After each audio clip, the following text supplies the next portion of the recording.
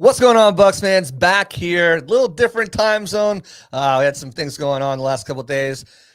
My son's team's in the playoffs. We're moving and grooving right along. So practice takes precedent. But we're here live, 2:00 edition, and we got a special guest. We're gonna get into all of it. The Bucs are 5-1. I know, throw egg on my face. I had them losing the last two games. They proved me wrong, even with all the injuries that they're dealing with. But they're 5-1. They're the best team in the NFC, tied for the best team in the NFL. Who would have saw that coming? I don't think anybody did as soon as the injuries hit, but here they are. Baker Mayfield, full-blown MVP conversation right now. We talked about it last week because it was kind of local, maybe whispers of some national people talking about it. No, not anymore. Not anymore. Bucs are banged up. They're losing players left and right. Lost another two guys last week. Could get some guys back. We'll talk about those practice updates today. All that and more with a very special guest after the break. Turn up your volume.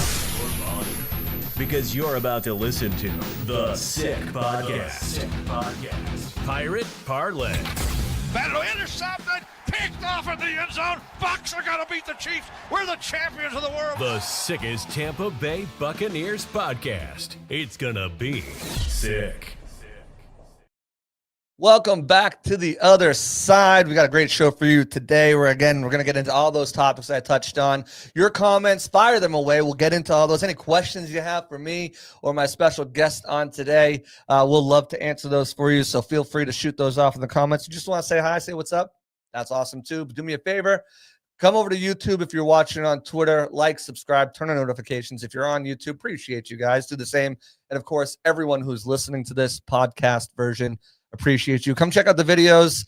We got some shorts. We got some clips up there. Come check all that stuff out as well. But without further ado, let's get into some Bucs talk, and let's do it with my special guest. He is the leading editor over there for A to Z Sports, running the Buccaneers and a couple other teams. You guys know him. He used to be around the Buccaneers a lot more. He's still here, and he's kicking butt with what he's doing over there with this, growing this brand into something that is going to be something that you can't ignore. The stuff that they're putting out is crazy, and it is Evan Wiinter from A to Z Sports. Evan, how we doing, my man? I'm doing great, man. Always happy to be on, and I like the low key cockroach label there. I might not be around, but I'll always find a way to come back. So no, not a cockroach. I mean, they did survive the dinosaur, prehistoric age, and everything like that. But yeah, you're not heavily involved like you once were. You were here, man. Bucs. Oh yeah. What was it? Bucs Wire, right? Was that Bucs Nation before Bucs Nation? Yeah, for sure. Yeah, definitely worked up the ranks. That's absolutely. For sure. And now he's doing his own thing there, and he's been crushing it for the last couple of years, building a great team over there. Excited to see how you continue to grow that site and still keeping tabs on the Buccaneers, still writing on the Buccaneers. Oh yeah. You heard his voice the last couple of weeks in the virtual pressers. How you been, man? How's everything going? How's the site? How's everything? Man, everything's great. We extended our college coverage more this off season, and we're still not fully entrenched in all 32 teams with dedicated writers just yet. But I think we've got, just off the top of my head, I think 25 of the 32 covered. So, we're almost there, man, in terms of full capacity. It's not like we ignore the other teams either. We still give them some love too. So things are going well, man, and I hope things are going well on your end.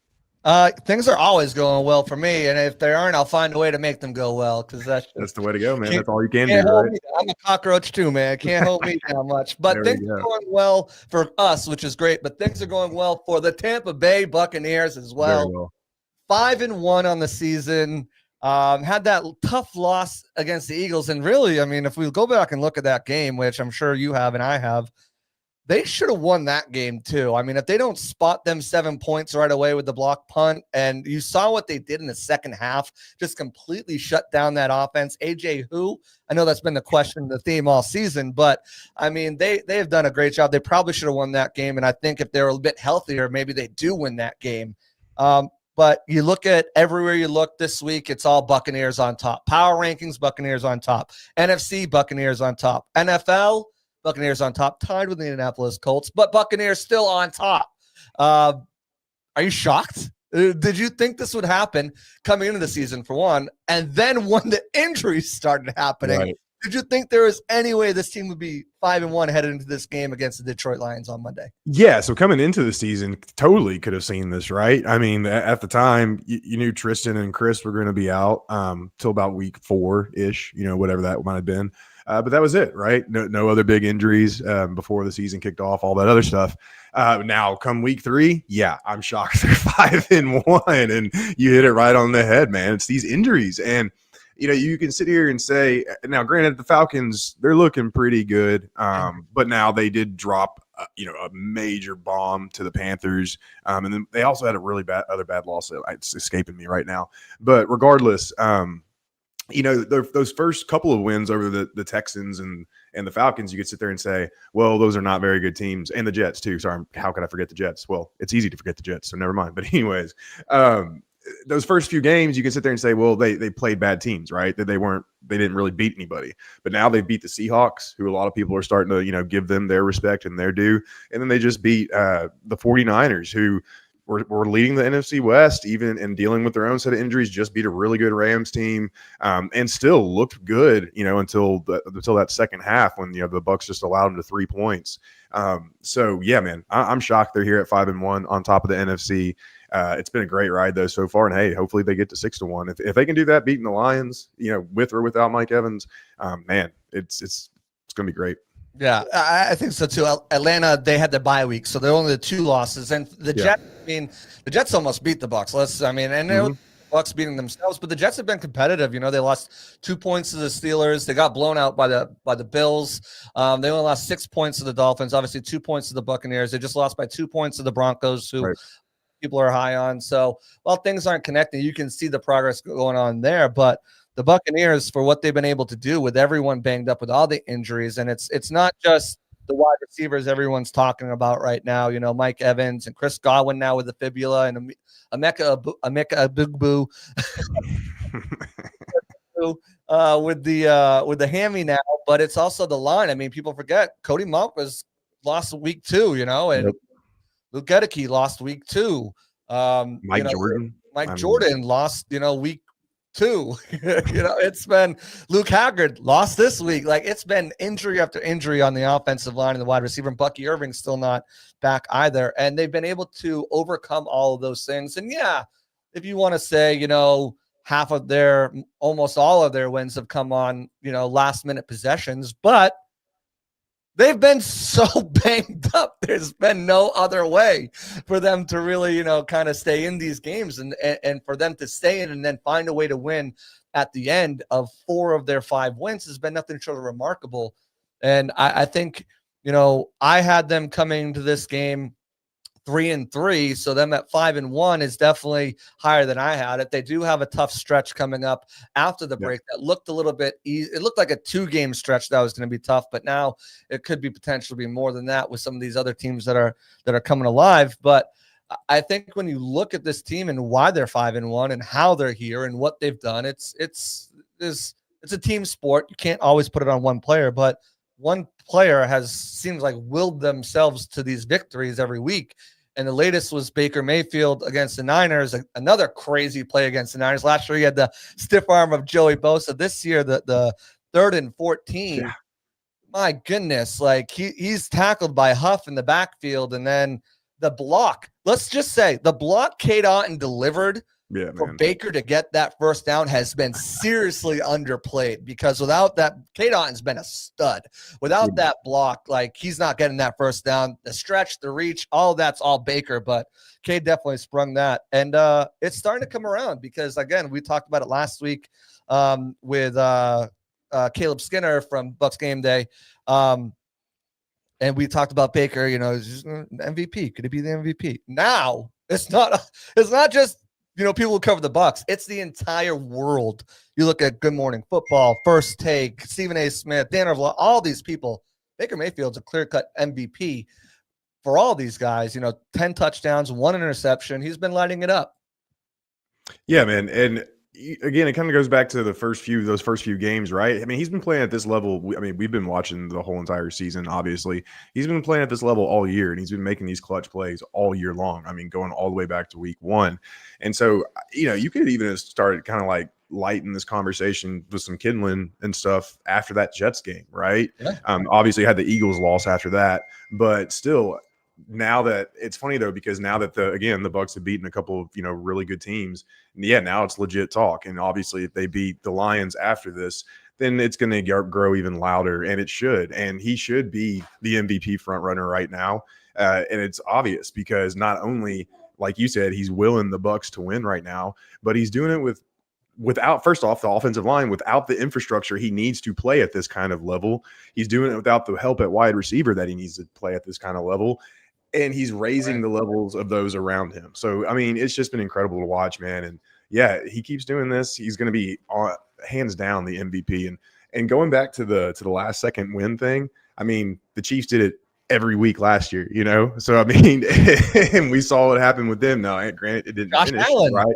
Yeah, I mean, it didn't finish the way they wanted it to. But, there's just something about having that trait, man. And the fact that he's doing all this last second stuff with just the cast and the crew that he's had, it's just been absolutely remarkable.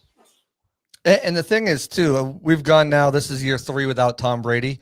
Once he was gone, so did the national attention, man. Like, it was like, Tom Brady's not there. They got Baker Mayfield. Okay, cool, whatever. Oh, great. Well, the Bucks bottom of the barrel. Who cares about the Bucks anymore?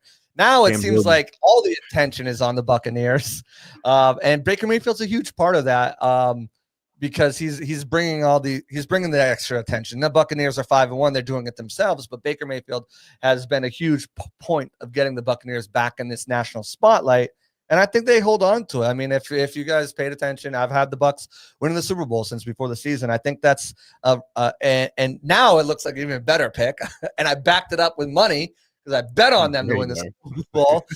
So it's in print, it's in video, and it's in money. But is this a sustainable run for them, or do you think these injuries are going to catch up to them here soon? Yeah, it's a really good question. Right now I'd say no. Well, I mean, yeah, granted, if Tez Johnson and Sterling Shepard go down with hamstrings, let's say this week, knock on wood, that doesn't happen. But if things just keep getting hurt, then no, it's not sustainable. But as long as they can stay afloat and maybe only have a couple more major injuries until, and when I say major, I mean big names. It could be whether the player's out for a week, whatever.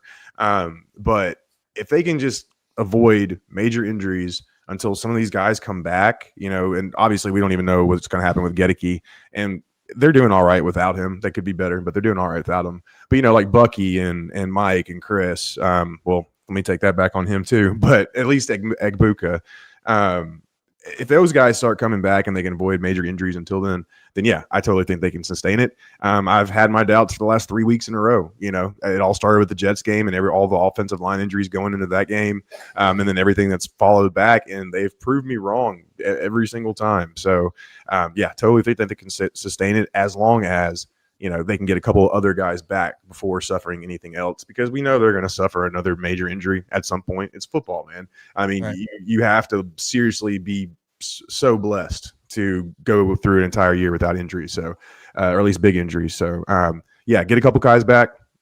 I think they can sustain all day. Yeah, it's tough because they've have all these injuries piling up, and other teams have injuries too. I mean, we'll talk about the Lions, who they have a bunch of injuries too. But I think you're right. If they sustain another major key player and it's multiple weeks, I think that's when you start to be like, okay, maybe this could fall off the rails here. But as of right now, I think you're good. I think you're fine. I think you can survive what you've been doing, and I don't think it's an issue. We want to talk about some of these injuries to the wide receivers. Chris Godwin missed his last game with a fibula injury on the same injury same leg that he injured earlier. So there's question marks. It's a fibula. Like, what about the fibula? And the Bucks aren't going to tell us anything about that. Right. Exactly. Then you lose Emeka Egbuka this game in the third quarter, and now you're relying on. People were like, "Oh, you're relying on your 4, 5, 6." No, you're relying on 5, 6, 7, and 8. And they're probably, if Mike can't go, and we'll talk about his practice update, you're probably looking at Dennis Houston or Garrett Green coming up, just so you have enough bodies there. Then you could be still looking at that this week, because if something happens to Evans during the game, if a la Baltimore Ravens last year when you try to rush him back too soon, now you're hurt. Now you're really hurt. So they cannot sustain another key injury, especially not to their wide receiving core, especially not to, anywhere on the offensive line, because Luke Haggard goes out with a shoulder injury. We don't know how long he's going to be out. Mike Jordan, who was a starter at left guard to open the season, he's dealing with a knee sprain. He returned to practice last week and was practicing this week, but they don't have to tell us anything because he's on the practice squad, so we don't really know what he's going to be. But we did get some good news on that injury front today. And we'll start with Mike Evans, limited in practice per Todd Bowles. Baker Mayfield, said it would be a nice safety blanket to have against the Detroit Lions. How important is it for this Bucs team to have him against this team? Oh man, it's crucial, right? Because Sterling Shepard's been great this year, right? Super underrated. Yes. He's not getting a ton of love that he deserves, but that's fine. Whatever. We know the people watching the game, but you don't know if he can officially carry the load in the passing game, right? We don't know just how effective he's going to be when the focus is on him, regardless of who's playing in the Lions secondary, because they're down Terry and Arnold. They're going to be missing one of their safeties. Brian Branch got suspended, and now Kirby Joseph could also miss this game too.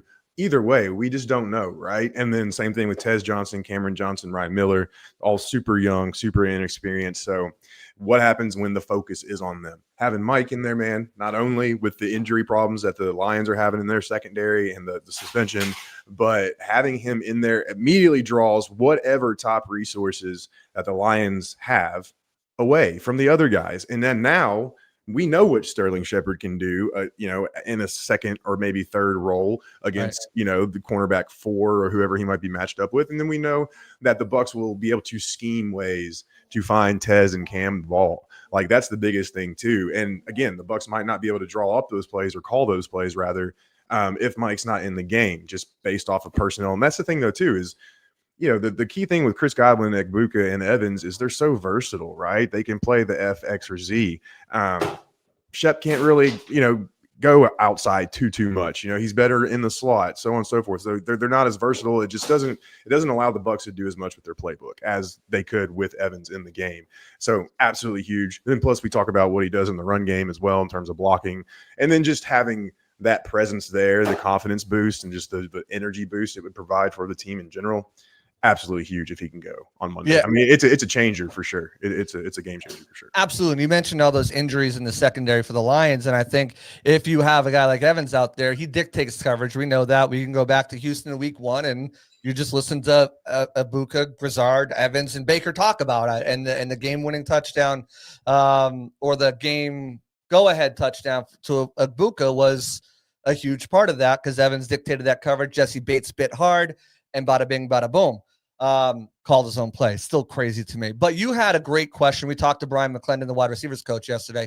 You had a great question to him and about that, the secondary being banged up. And you said, how do you get some of these young guys? The vets are the vets, but there's a lot of young guys on this team.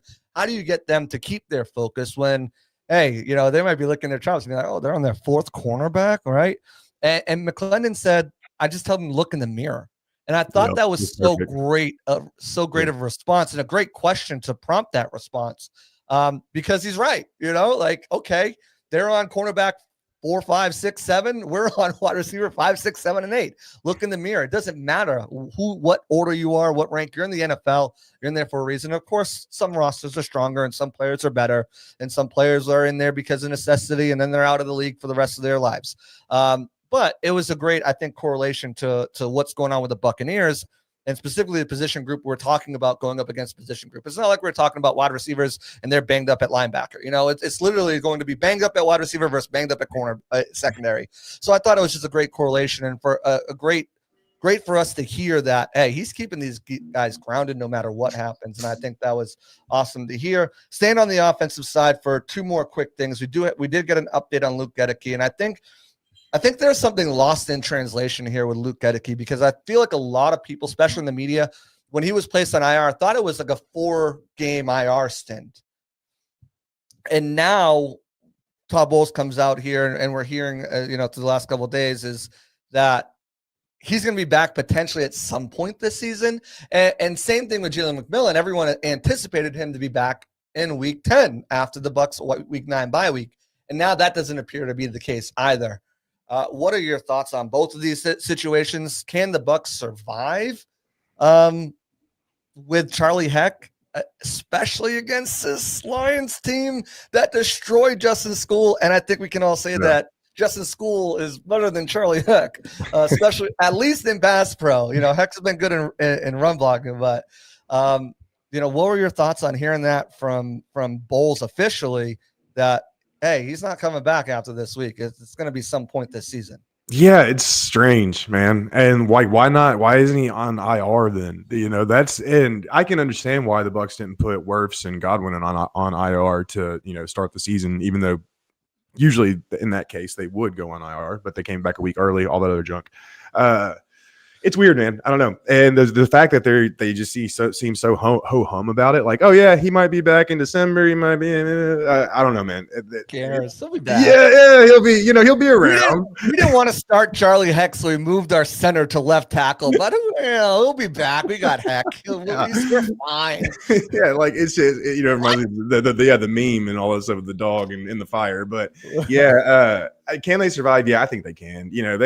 They know how to game plan for that stuff. I mean, we see it against the Bucs every week, right? Quick passing game, get the ball out, get them in space, all that other stuff. Obviously, if I can talk, use Cade and Payne to help Chip, bring them in when needed.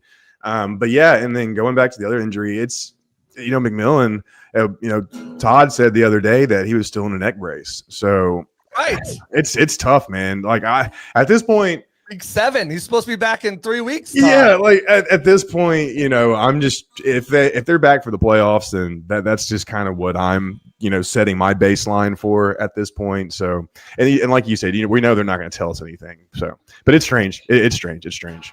You mentioned Cade and Payne there, and I want to bring them up for a second because I got one more offensive question. Tell them to strum that guitar, baby. We love it. Usually I have cats popping up. I threw my cat outside so he wouldn't, but we're all good, man.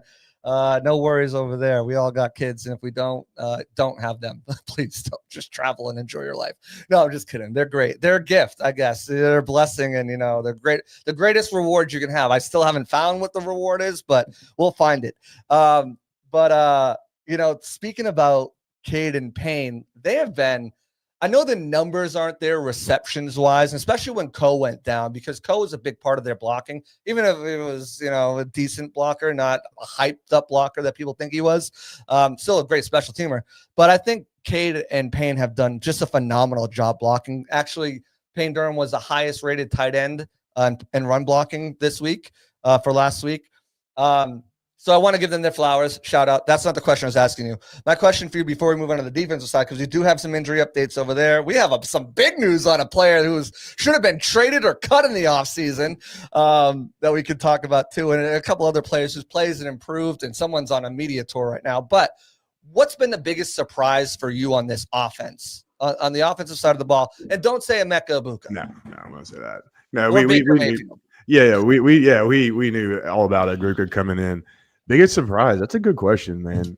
I would honestly say, I know it's not a thing now anymore, but Graham Barton playing left tackle and playing well, like he did a really good job. I know the PFF grades don't reflect it at the end, but the grades are we've talked about the most useless thing on the website. I mean, look who he played against. Right, exactly. But he was. Yeah, and you just watch the tape, man, and Anderson got a sack on him, but I mean, you're putting your center out there. You should have had 3. Right, exactly, man. And so, but yeah, I would say just his ability to do that. Nobody saw it. I love Todd's little poke at the media when he's like, nobody asked, and we never said anything. I thought that was great. He's right. Jason's like, I'm surprised you guys didn't figure it out. You will give us 30 minutes of practice time, and you're stretching and doing special teams. Exactly. Like they're not going to walk that out there in the middle of the media viewing part. But anyway, it was still funny. But either way, yeah, I would say, man, that was just really surprising. Didn't see it coming.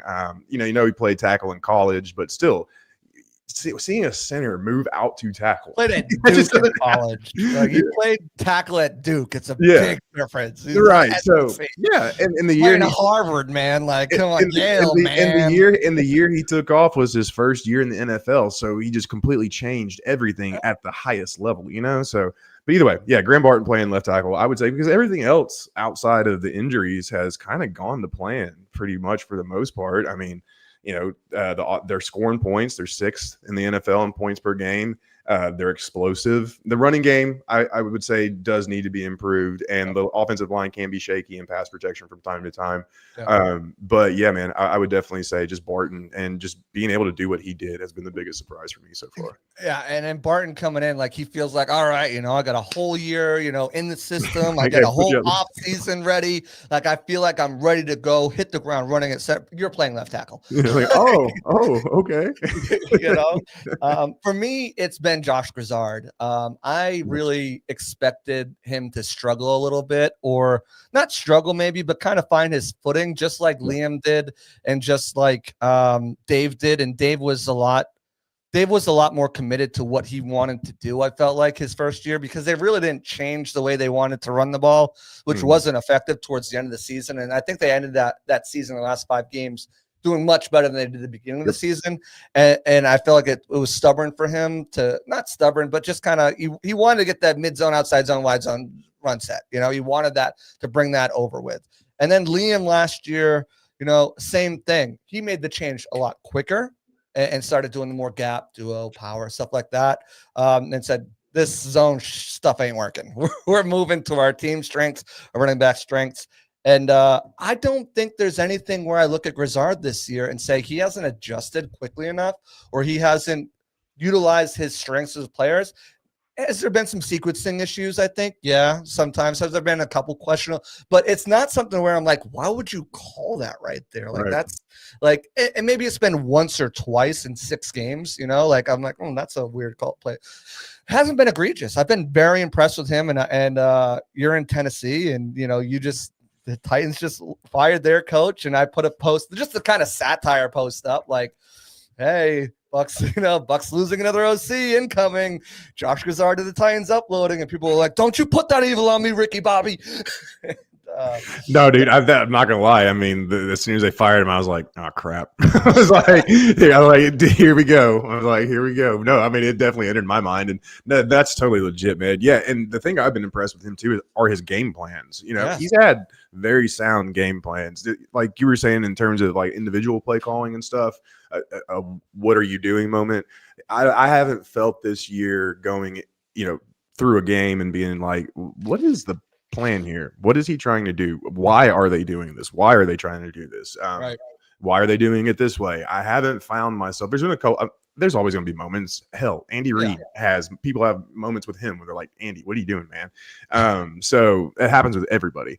But yeah, overall, I have not really had any issues with his game plans or anything. I thought they've all been really sound. Then the Eagles, I think that had a lot to do with just them being a better personnel-wise team at that point, because the Bucs were still dealing with a lot of injuries, more injuries than they are now, I should say. But yeah, man, I'm totally legit and love that answer. Yeah, I think he's been great. I want to jump to the defensive side of the ball real quick. But before we do that, again, you guys are tuning into the Pirate Parlay podcast here on the Sick Podcast Network. Go ahead, throw your comments out there, questions, anything you got. I'm here with Evan Wiinter of A to Z Sports, and we're crushing through the defensive side of the ball. Got some upgrades today on there with Zion McCollum and Benjamin Morrison practicing in full. Zion missed last game. BMO's missed the last 2.5 games. So now he's back in the mix. To go with Jamel frickin' Dean, man. This is a guy, people were calling for him to be cut. They were calling for him to be traded. He took a pay cut just to stick around. Goes out, wins himself the NFC Player of the Week with his first career sack. Tom Bowles called it after Mike Evans' 1,000-yard reception last year, one of the proudest moments, one of the best moments of his coaching career. He also got an interception that game, which is like, Dean's catching what? So like just an incredible story for him so far this season. I think you put something out there. Maybe him, is he going to be an All-Pro this year? Like you look at it, I think he's first in Buccaneers communications put a stat. He's like first in, I don't know, you might have it. I'll look it up in a minute, but he's balling out, and having him and Zion back really is a huge upgrade for a secondary, especially with the weapons that they have over there in Detroit. Yeah, I mean, dude, and he's such a cool guy too. Like you watch his interviews and his press conferences and stuff, and yeah, just talking to him, and he's just so laid back and just has a good view on life and whatnot. So just love seeing this for him. And yeah, not only did he take an $8 million pay cut, but they took the last year of his deal out. You know, they voided the 2026 part of it, so he's going to be a free agent after this year. So it was a massive situation that just kind of got held in check. Like it happened a while back too. So anyways, but regardless, yeah, what he's doing this year, and I'm like 3 sentences away from finishing a post that I was writing. I was hoping to have it out before this because I figured we were going to talk about him. But yeah, what he's done this year has just been lights out. And so in terms of on Pro Football Focus, he's allowed the lowest or second lowest reception rate, 42.9%. He's obviously tied for first with 2 interceptions among all corners. And then he's got the lowest quarterback rating allowed when targeted. And I don't remember that number. 20.8. There we go. Yeah. And so lowest passer rating when targeted, 20.8, tied for the second lowest in completion rate with a 42.1%. Yeah. So like, I mean, just incredible stuff, man. And then he's like at 17.8 snaps per reception, which is like 7th or 8th or something like that. I can't remember the exact ranking, but either way, just incredible numbers. And it's all because he talked about it in the offseason. He talked about even changing his recovery style. He wanted to do more of an active recovery type deal. And then he talked about, he knows that he needed to force more takeaways, and he's worked on that. He had a really good quote yesterday when we talked to him about how he's practicing catching the ball on the run more and while moving, because it helps with tracking the ball. And that makes a lot of sense because you're moving, your whole body's in motion as opposed to just standing there coming off the jugs machine. Makes all the difference in the world.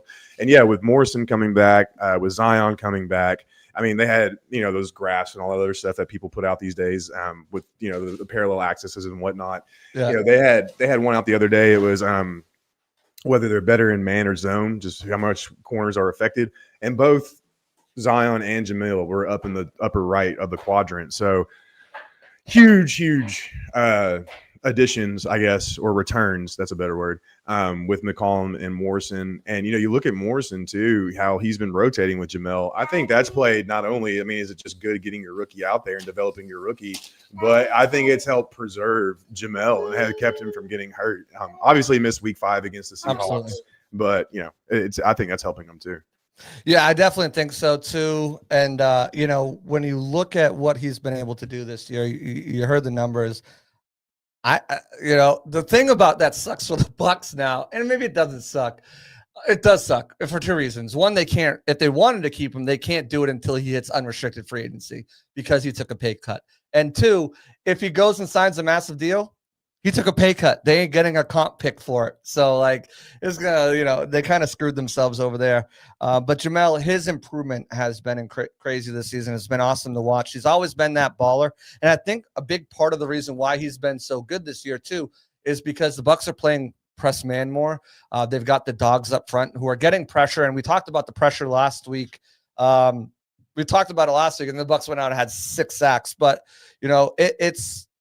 it's so common knowledge that when you're going against Todd Bowles, he's going to send pressure. So teams their whole game plan on offense is ball's got to be out and under 2.6. Ball's got to be out 2.6 or less, preferably less. So that's why these quick passes and these dumps to the running back are happening continuously.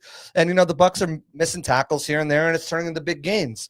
But Jamel's been playing so good because he's been able to play that press man coverage. And you go back 3 years ago, he was the number 1 press man coverage in the corner in the league per PFF. That's allowed.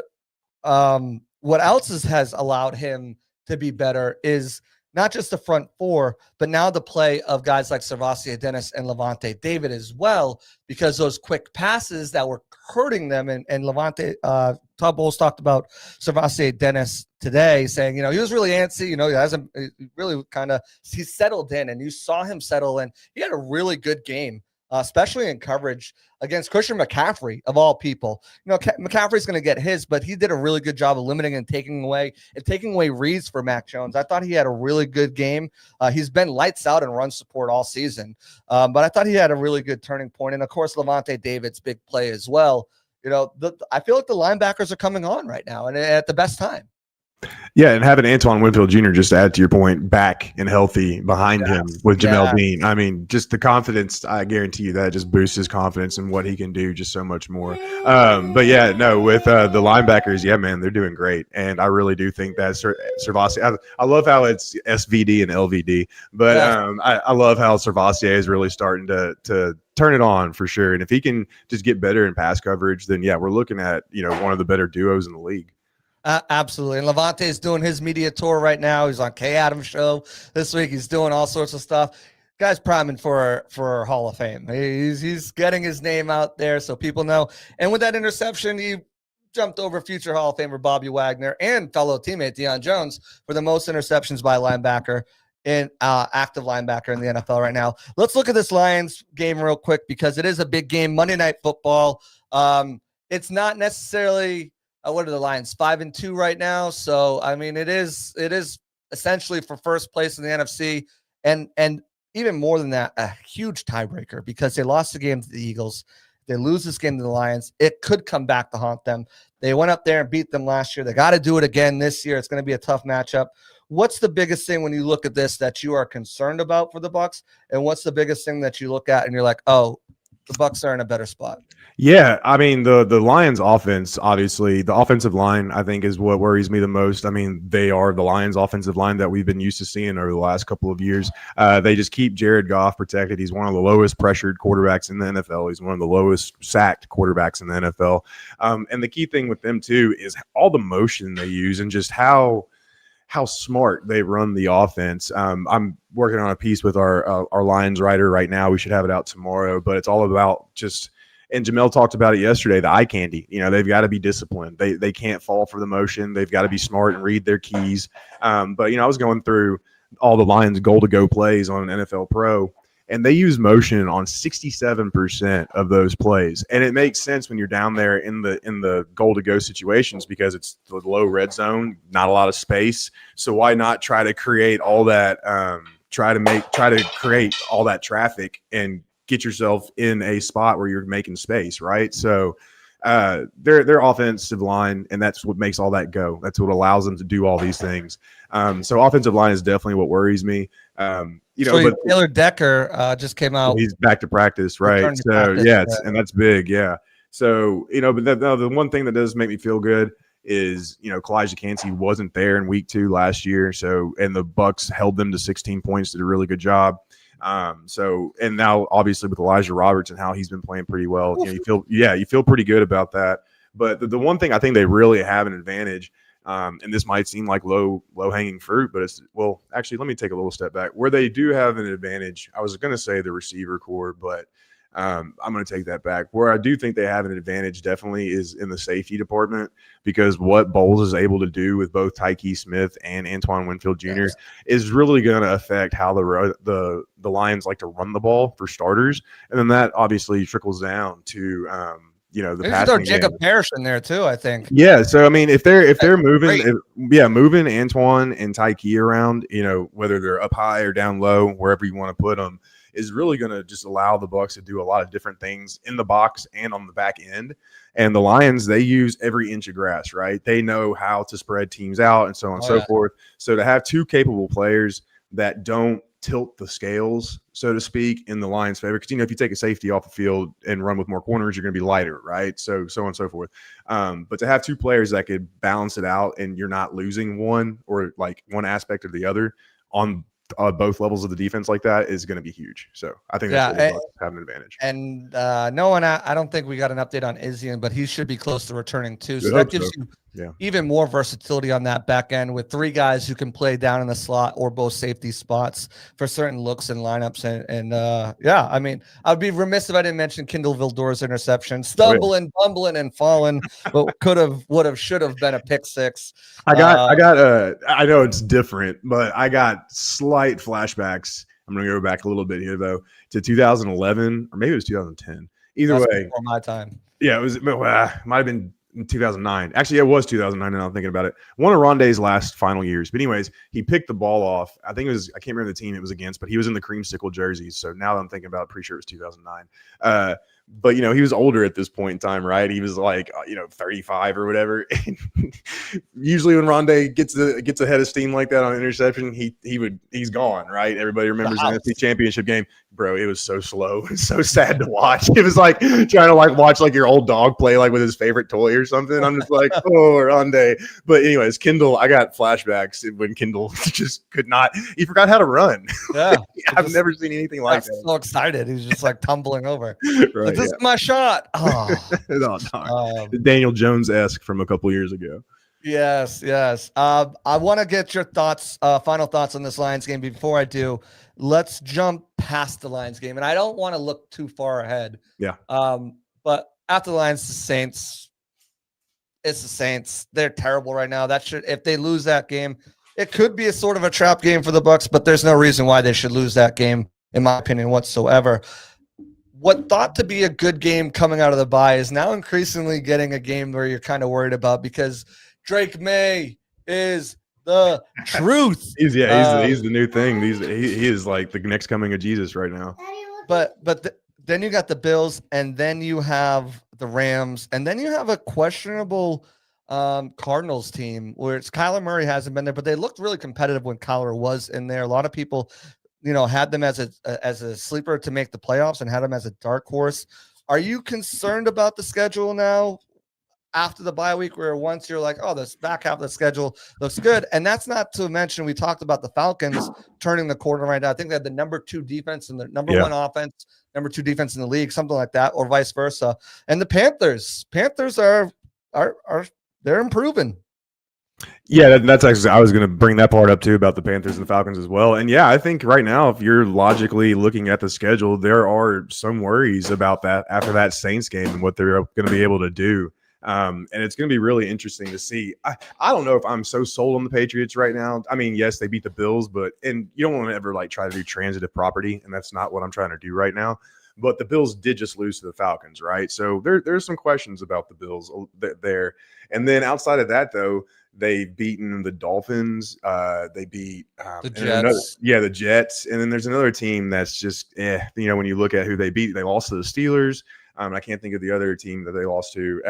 They lost to the Raiders in week 1. So, some questions there about the Patriots, but still, Drake May is a very good quarterback. When you have a quarterback like that, anything is possible. But yeah, going back to the Bills, some questions there, but then the Rams, the Cardinals, and I'm right there with you. The Cardinals were looking pretty competitive with Kyler Murray behind the center. And they were having some issues at running back right now too. I know that as once James McCarty, then a married James Conner, then a married DeMarcado, and then now a Bam Knight owner in fantasy. Right. There are some, I wouldn't say worries, but it's definitely the perception of that back end of the schedule has definitely changed, and it's going to come in, and it's going to come into play for the playoffs for sure, because the NFC South isn't just a complete, top heavy division anymore. It's definitely shaping up to be, at least 3. They'll have at least 3 good teams in it. Competitive at least. And you look at the Cardinals, they lost by 1 point to the Niners. They lost by 3 points to the Seahawks. They lost by 1 point to the Titans. They lost by 4 points to the Colts. So it's not like and half of those that Titans game was weird too. It was such a weird game. Yeah. And that's the one where he dropped the ball too. They probably should have won that game. But all 3 of those games before the Niners lost was without Kyler Murray too. So, you look at that situation. All right. Final thoughts on this weekend's game against this Monday's game against the Lions and the Buccaneers. Who do you got coming out on here? Do the Bucs continue their win streak, or is this the one that fall back down to earth? I had them going undefeated in prime time this year, so I had this as a win. I still think the Bucs can pull this off, even with the injury, especially if they get Mike Evans back. That's going to be the true thing for me. If Mike Evans is back, I think they should be able to win this game. It's a battle of 2 teams who are injured, and even if they do have players coming back, no one's 100%. I still have the Bucs. I don't have a score prediction. That will be out on Bucs game day. You guys can check that out. But I think I have the Bucs winning. Where are you going with this one? Yeah, I mean, if it weren't for last year, them going up and winning, I would say I'm a bit worried just because Motown, how rocky that place gets. Oh yeah. But they did it last year. They had some injuries last year. Gedeke was out. Obviously, we already mentioned Kalijah Kancey, and they weathered it. I'm not betting against them right now. I'm not. The fact that they're 5.5 point underdogs kind of blows my mind to an extent. I mean, that's pretty disrespectful, honestly. I mean, if you've been watching the Bucs all season long, I know Vegas knows its stuff, but that's to me is just weird. But yeah, I'm going with the Bucs. I do think Mike Evans is going to play. I think he's going to play a solid amount. I think he's going to play at least 60% of snaps on offense. Maybe even closer to 70, but I'm gonna keep it conservative at 60. And I think that's gonna be enough to help bridge the gap. Rachaad White is playing great. He's running hard. I think they're gonna be able to move the Lions front seven, even with Aleem McNeil back in the action. And ultimately, they're a disciplined team. They don't make a ton of mistakes. You know, obviously they had the 14 penalties in week 3, but that was a misnomer. That's just not. Yeah, that was completely. And we all know all the offensive line shuffling, all that stuff. So yeah, I think, Bucs are going to go up there. Can't bet against Baker right now either. I think Todd Bowles is going to have a good game plan. Defense is healthy enough to contain this offense to a certain point. I do think it's going to be a shootout, though. I do think it's going to be at least, a 28-31 type game, something like that. I think there's going to be a lot of points, but I'm going with the Bucs for sure.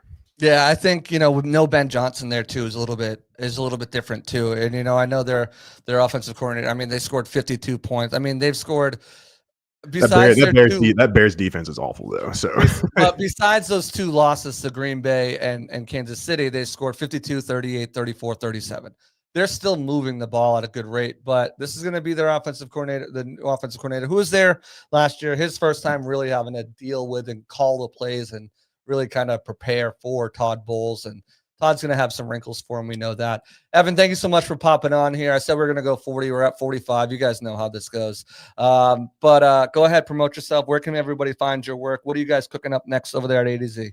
Yeah, A2Zsports.com. That's where you can find us. You can find me on Twitter at Evan _A to Z. And then after that, we just came out with our first trimester report cards. So, now that the season is a lovely and just perfectly symmetrical 18 weeks long, we've tried to find out the best way to divide it up. So after every 6 weeks. So after week 12, we'll have our second round, then obviously our season enders, but we just put those out. So yeah, odds are your team's got a report card. So obviously the Bucs have one, but if you're interested in the other teams, hop on there, check them out. Appreciate you so much for your time, Evan. We'll have you on again here soon. Thanks, man. Yeah, sounds great, man. That's going to do it for me here. Before we go, I do want to give a huge shout out to our sponsor, Huel here. Huel, amazing stuff from full meal replacement drinks, from proteins, from full meals they'll send you as well. Check it out for if you're looking to get healthy, get fit, and just, feel the best you can. You got to try Huel. Check them out. 15% off right now. You can save if you're a new customer today with the code SICKBUCKS at huel.com/SICKBUCKS. Again, fuel your best performance with Huel today. Check them out. They've got a lot of great stuff going on. A lot of good supplements and again, meal replacements and stuff like that to keep you going. And if you're on a weight loss journey like I am, it certainly helps. I'm down 45 pounds. So let's keep it moving. Appreciate everyone for tuning in. You guys know what to do. Like, subscribe, turn on notifications. Everyone on podcast format. Appreciate y'all. Everyone watching on X, appreciate y'all. I see Tobias over there, my man, from Bucks Germany. Great stuff they're doing over there as well. That's going to do it for me here on another episode of the Pirate Parlay podcast on the Sick Podcast Network. We're out of here, guys. Peace. And that's a wrap. Hope you don't miss us too much until next time. Follow the Sick Podcast Pirate Parlay on YouTube, Facebook, Google Play, and Apple Podcasts.